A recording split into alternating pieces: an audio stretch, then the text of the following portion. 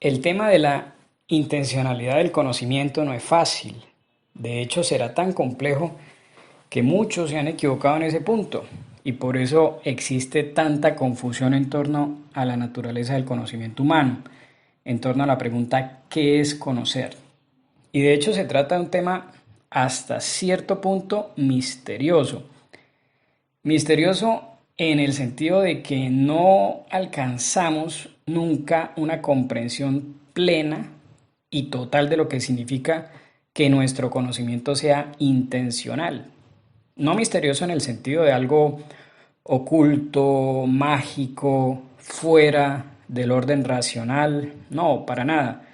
De hecho, sabemos mucho acerca de la intencionalidad, pero a pesar de eso sigue siendo un tema en el cual no hay una claridad total, sino más bien una especie de claroscuro. Hay espacios muy iluminados donde vemos con exactitud todo lo que hay y existen otros lugares tan oscuros que no se ve nada.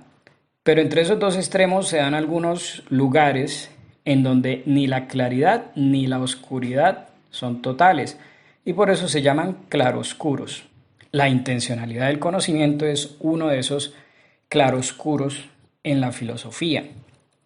El sentido común nos dice que la intencionalidad de nuestros conocimientos debe ser sostenida, defendida porque es la explicación más lógica de lo que ocurre cuando conocemos y porque además si la negamos caemos en doctrinas absurdas y de consecuencias negativas incluso para la sociedad, como vimos en el video pasado. ¿Qué es entonces la intencionalidad en palabras sencillas? La intencionalidad es el modo con el que el ser de las cosas puede estar presente en nosotros cuando las conocemos, tal cual.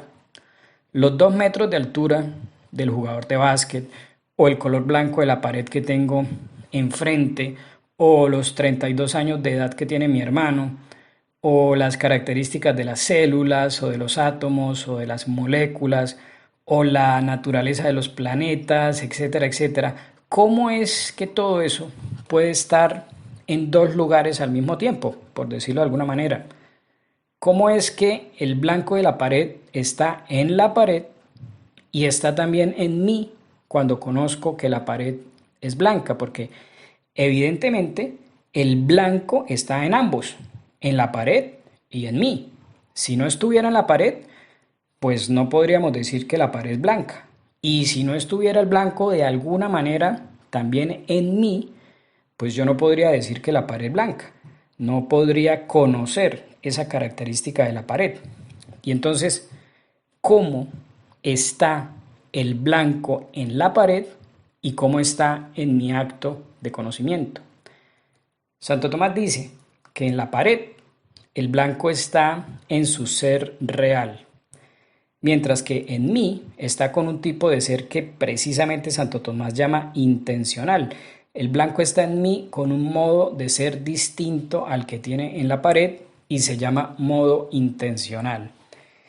Entonces, lo que dicen los idealistas es cierto, conocemos nuestras ideas, pero no es cierto que solo conozcamos nuestras ideas, porque mediante ese aspecto que conocemos, tendemos a conocer la cosa misma en donde ese aspecto se da, se encuentra en su ser real, en la realidad. Si nuestros conocimientos no son intencionales, si al conocer lo blanco realmente no estoy conociendo un aspecto del modo de ser de la pared, sino solo una idea en mi mente que quién sabe de dónde viene y cómo se origina, entonces eso significa, en últimas, que no tengo contacto con lo real. El puente con lo real se rompe y el ser humano pasa a ser, como dijimos, una isla, una burbuja encerrada en los datos de su conciencia, que son datos que no sabemos si corresponden con algo más allá de nuestra mente o no.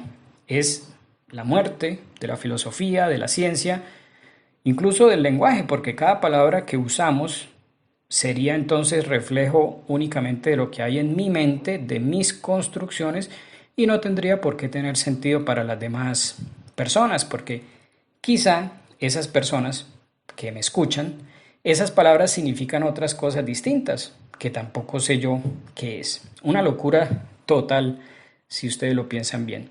Quedaría como única opción la teoría de la verdad dialógica, es decir, la teoría de que la verdad no existe y para convivir debemos ponernos de acuerdo en algunas normas básicas. Es, a fin de cuentas, el relativismo convertido en sistema social. Entonces, realmente el tema de la intencionalidad del conocimiento es un asunto bastante importante y bastante complejo. Como les decía en un video anterior, la filosofía no es imposible, pero tampoco es completamente sencilla. Exige compromiso y un poquito de atención a los detalles y también mucha paciencia. Este tipo de temas se van aclarando con el tiempo, aunque, a decir verdad, nunca se aclaran completamente.